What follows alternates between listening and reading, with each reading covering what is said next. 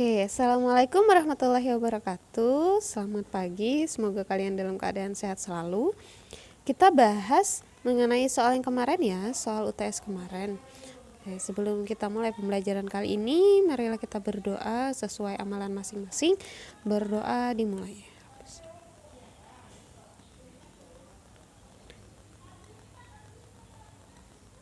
Berdoa selesai. Oke, kita bahas mulai ya.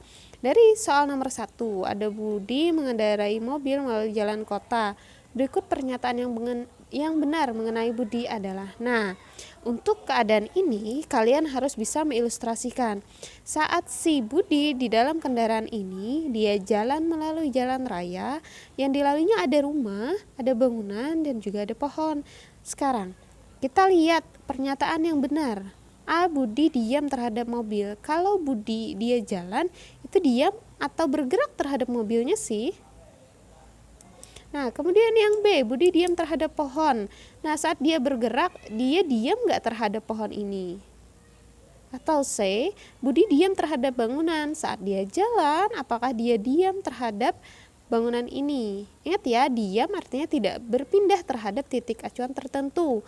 Jadi kalau misalnya titik acuannya kayak ini, bangunan, berarti dia pindah atau tidak terhadap bangunan. Kemudian atau D, Budi diam terhadap jalan kota. Saat dia jalan, apakah dia termasuk bergerak atau diam? Jadi jawabannya adalah iya. Jawabannya adalah A, Budi diam terhadap mobilnya. Jadi saat dia jalan, meskipun dia jalan kemana saja, dia tidak berpindah dari mobilnya kan. Dia tetap di kursi pengemudi, dia tetap di situ-situ aja, tidak berpindah, maka dia disebut diam terhadap mobil. Kemudian soal nomor 2, saat kita berkendara kemudian mendapati tanjakan, disebut gerak apakah saat kita mendaki tanjakan tersebut? Kita bayangkan dulu ya, kalau tanjakan itu kecepatan kita saat nanjak ke atas itu sama atau enggak? Iya, pasti berbeda ya. Tidak mungkin sama, pasti kita perlu energi lagi. Jadi perlu energi buat naik yang lebih daripada kalau misalnya kita melalui jalan yang lurus aja, jalan yang datar. Nah, kemudian berarti kalau kita perlu energi lagi, kita harus merubah kecepatan kita saat naik, maka itu termasuk dari gerak lurus berubah beraturan. So, jawabannya antara B, C, atau D. Nah, sekarang kita cari lagi yang mana sih yang lebih tepat. Saat kita naik, kita rasakan apakah itu semakin lambat atau semakin cepat? Iya, saat kita naik, iya kita mempercepat gerakan kita, tapi gerakan kita itu akan menjadi semakin lambat karena beban tubuh kita akan semakin berat. Jadi, the answer number 2 itu adalah gerak lurus berubah beraturan diperlambat. So, jawabannya adalah D. Kemudian soal nomor 3. Nih, Sony dan kawan-kawan mengendarai sepeda motor dengan kecepatan konstan. Dituliskan dalam bentuk tabel berikut ini. Ada Sony, Wakidi, kemudian Bondan, dan Raka. Yang ditanya adalah waktu tempuh yang sama dimiliki oleh siapa aja gitu. Nah, cara menjawabnya kalian harus tahu dulu rumus dari kecepatan itu apa. Nah, di situ sudah tahu tuh kecepatan adalah kilometer per jam. Jadi, kecepatan adalah posisi atau jarak dibagi dengan waktu tempuh. So, kilometer per jam. Nah, kilometer per jam cara hitungnya seperti ini. Nah, kita harus tahu dulu V sama dengan S per T atau S V kecepatan sama dengan jarak dibagi waktu. Maka kalau kita mau nyari T-nya aja, karena pertanyaannya tadi adalah waktu yang sama aja, maka T sama dengan S per V. Kenapa seperti ini? Nah, karena ini pindah ya. Yang ini pindah ke sebelah sini. Karena ini T awalnya perkalian, pindah ke sini. T awalnya pembagian, pindah ke sini menjadi perkalian, jadinya T-nya di atas. Kemudian V yang awalnya ini bukan pembagian, pindah sama dengan jadi pembagian. So, rumusnya jadi T sama dengan S per V. Nah, kemudian baru kita hitung Sony, Wakidi, Bondan, dan Raka menggunakan data pada tabel tadi. Maka didapatkanlah kalau Sony dan Wakidi itu memiliki waktu tempuh yang sama, yaitu sebesar 0,4 jam. So, the answer number 3 itu adalah C, Sony dan Wakidi. Oke, kemudian kita lanjutkan soal nomor 4. Soal nomor 4, sebuah balok bergerak diberi dengan beberapa gaya menghasilkan resultan sama dengan 0. Sebuah balok bergerak diberi dengan beberapa gaya dan menghasilkan resultan gaya sama dengan 0. Keadaan balok yang benar adalah, nah kita lihat dulu. Ini kan bendanya awalnya sudah bergerak nih, jadi dia mendapat gaya lagi. Nah, saat dia mendapat gaya, kita harus tahu ya, saat dia mendapat gaya, keadaan benda awalnya bergerak. Kalau keadaan benda awalnya bergerak, dapat gaya dan resultannya itu adalah 0, maka benda itu akan tetap bergerak dan kecepatannya adalah kecepatan tetap. Kenapa seperti ini gitu? Karena ini sesuai dengan hukum pertama Newton yang mengatakan kalau suatu benda yang bergerak atau diam akan tetap bergerak atau diam jika resultan gayanya sama dengan 0. Jadi kalau suatu benda itu awalnya bergerak dapat gaya 0, resultan gaya 0, maka bendanya itu tetap bergerak dengan kecepatan tetap tadi. Tapi kalau misalnya bendanya itu awalnya diam mendapat resultan gaya sebesar 0, maka itu tetap akan diam. Sama kayak kalau kalian mendorong tembok, itu kan resultan gayanya 0. Oke, so number 4, jawabannya itu adalah B, bergerak dengan kecepatan tetap. Nah, kemudian nomor 5. Nomor 5 ini pasti kalian tahu ya. Pada gambar ini, besar dan arah resultan gaya pada peristiwa di atas adalah, nah, karena gayanya itu berlawanan arah, jadi tinggal kalian kurangkan aja. 400 dikurang 200, hasilnya adalah 200. So, jawabannya antara A dengan B. Nah, kemudian kalian lihat lagi, yang mana yang paling besar? Ke kanan atau ke kiri gitu. Nah, di situ dapat kita lihat panahnya. Nah, panahnya itu ke kanan yang lebih besar, sebesar 400 Newton. So, jawabannya adalah B, 200 Newton ke kanan. Oke, kemudian kita lanjut lagi. Ada Andi mendorong meja bermasa 10 kg. Meja tersebut bergerak dengan kecepatan 2 meter per second. Berapakah gaya yang diberikan Andi pada meja tersebut? Nah, ini hukum 2 Newton ya. Nah, hukum 2 Newton itu massa dikali percepatan, M kali A. Nah, masanya 10 kg, kemudian percepatannya 2. Jadi 10 kali 2 sama dengan 20 Newton. So, the answer is A. Oke, bisa semua ya. Nah, kemudian kita lanjutin nomor 7. Nah, nomor 7, Budi melempar bola dengan kelajuan awal 5 meter per second. Setelah 5 second, bola berhenti. Jika massa bola adalah 600 gram, daya yang dilakukan Budi saat melempar bola adalah sebesar berapa? Nah, harus kita hitung dulu, pintarlah. Kita cari dulu, diketahui.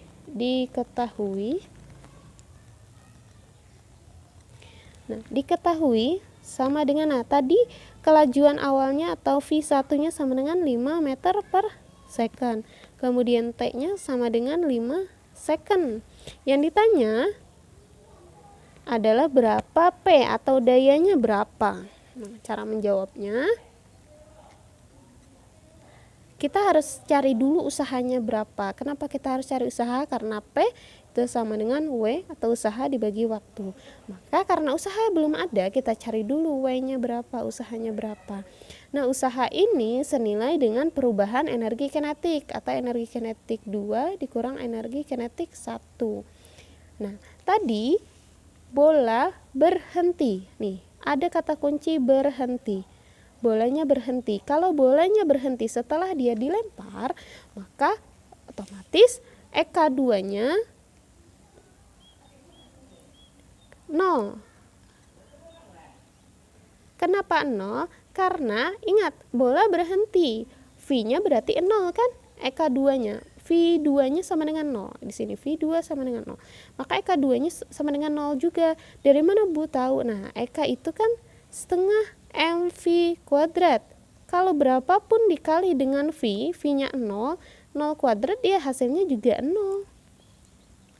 Makanya EK2-nya 0. Nah, ini minus 0 dikurang EK1, setengah massa kali kecepatan kuadrat, kecepatan 1. Nah, ini kita lupa ya, masanya 600 gram sama dengan 0,6 kilogram. Nah, kita masukin. Nah, minus ini menunjukkan pengurangan usaha saja. Jadi tidak perlu kita masukkan setengah kali 0,6 kali V1-nya 5 kuadrat.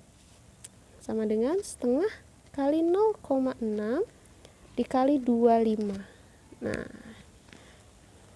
di sini kita dapat ya, 0,6 bagi 2 sama dengan 0,3 dikali 25. 25 kali 0,3 sama dengan 7,5. Ini masih joule ya, masih usahanya. Nah, sekarang kita mau nyari P atau daya. P sama dengan W dibagi T. W-nya 7,5, kemudian T-nya sebesar 5. Nah, 7,5 dibagi 5 sama dengan berapa nih? Iya, pintar, 1,5. Ini satuannya joule per second. So the answer is 1,5. Jadi jawabannya dari pertanyaan ini adalah C atau 1,5. Kemudian kita lanjut lagi. Nomor 8. Nah, Hilmi mendorong meja sebesar 120 Newton sehingga berpindah sebesar 6 meter seperti pada gambar. Usaha yang dilakukan Hilmi sebesar, nah ingat ya, usaha itu hanya rumusnya W atau usaha juga sama dengan F kali S. F-nya sebesar 120, S-nya perpindahan sebesar 6, nah tinggal kalian kalikan. 6 kali 0, 0, 6 kali 2, 12, 6 kali 1, 6 tambah 1, 7. Hasilnya adalah 720 joule. Maka jawabannya adalah B. Kemudian soal yang ke-9. Nah, ini soalnya mungkin kalian banyak yang merasa aneh dengan soal ini. Kenapa sih Bu nggak ada gambarnya, kenapa sih nggak ada angkanya dan sebagainya, tapi kok jawabannya ada angka gitu ya. Nah, nomor 9 ini coba kalian bayangkan jika apel jatuh dari pohon, berapakah ketinggian apel saat menyentuh tanah? Nah, kalian bayangkan ada apel jatuh kemudian menyentuh tanah. Berapa sih ketinggiannya? Nah, itu ketinggiannya kan otomatis 0 ya, pintar ya. Kenapa 0 ketinggiannya Bu? Karena saat benda itu jatuh, dia sudah menyentuh tanah. Dia sudah tidak punya ketinggian lagi. Kan ketinggian itu dihitung dari dasar tanah ke atas kan? Nah, sekarang kalau dia menyentuh tanah, apakah dia punya ketinggian? Coba. Sama misalnya kayak gini. Nah, pulpen ini ada di lantai. Kemudian Ibu naikkan. Nah, Ibu naikkan. Jadi ketinggiannya itu adalah dari sini, dari bawah, dari lantai ke atas kan. Nah, ini ketinggian bisa kita hitung. Nah, sekarang kalau dia sudah nempel ke lantai, berapa ketinggiannya coba? Nah, bisa ya. So the answer number 9 itu adalah 0 meter. Kemudian soal terakhir. Seorang anak menendang bola yang semula diam dengan gaya 5 meter sehingga berpindah sejauh 2 meter. Jika massa bola adalah 200 gram, kecepatan bola menjadi berapa? Nah, ini kita gunakan rumus usaha tadi ya. W sama dengan perubahan energi kinetik EK2 dikurang EK1. Nah, EK2, nah, W ini kita W dulu. W sama dengan F kali S kan? Nah, sedangkan EK2 adalah setengah M V2 kuadrat dikurang setengah M V1 kuadrat. Iya ya. Diketahui dan ditanyai belum ya? Nah, diketahui Ibu tulis di samping ya. Nah, diketahui F-nya sebesar 5 Newton. Kemudian S-nya atau perpindahannya sebesar 2 meter. Massa bola M sama dengan 200 gram. 200 gram itu sama dengan 0,2. Kemudian kecepatan pertamanya sebesar berapa nih? Nah, tadi kan udah di soal itu sudah ditulisnya. Menendang bola yang semula diam. Berarti V1-nya 0 meter per second. Oh, ini kilogram ya. ditanya itu adalah berapa sih kecepatan keduanya, atau kecepatan bola, gerak bola menjadi berapa setelah dia ditendang. Nah, gitu ya. F tadi sebesar 5, S-nya sebesar 2 meter, sama dengan setengah masanya 0,2 kali. Nah, V2 yang mau kita cari kan? V2 yang mau dicari dikurang setengah MV1 kuadrat. Nah, MV1, V1-nya itu sebesar 0, maka berapapun dikali dengan V1 itu hasilnya 0. 5 kali 2, 10. Setengah dikali 0,2. Setengah dikali 0,2. Nah, ini kan setengah kali 0,2, sisanya 0,1 ya, pintar ya? 2-nya dicoret, berarti 0,1. Dikali dengan V2 kuadrat. Dikurang 0 kan nggak berpengaruh. Nah, 0,5 ini kita pindah ke sebelah sini. Jadinya 10 dibagi 0,1 sama dengan V2 kuadrat. Nah, 10 dibagi 0,1 itu sama dengan 100, sama dengan V2 kuadrat. Nah, kemarin sudah Ibu jelasin masalah ini. Kalau V2 kuadrat sama dengan 100, maka V2-nya sama dengan akar dari 100. Berapa kali berapa supaya dapat 100? Itu 10 kali 10 dapatnya 100. Maka akar dari 100 adalah 10. So, the answer is 10 meter per second. Oke, bisa ya pintar ya? Silahkan kalian pelajari. Mungkin nanti akhir semester ganjil bakalan muncul lagi soal seperti ini. Bahkan di ujian kemungkinan juga akan muncul soal-soal seperti ini. Ini juga penting di kehidupan sehari ya. Di kehidupan sehari-hari kalian bisa memprediksi berapa sih kecepatan yang harus digunakan dalam berkendaraan, berapa sih kecepatan menendang bola jika pengen bola itu sampai ke gawang dan sebagainya. Oke, tetap semangat dalam masa pandemi. Ibu harap kalian dalam keadaan sehat. Assalamualaikum warahmatullahi wabarakatuh.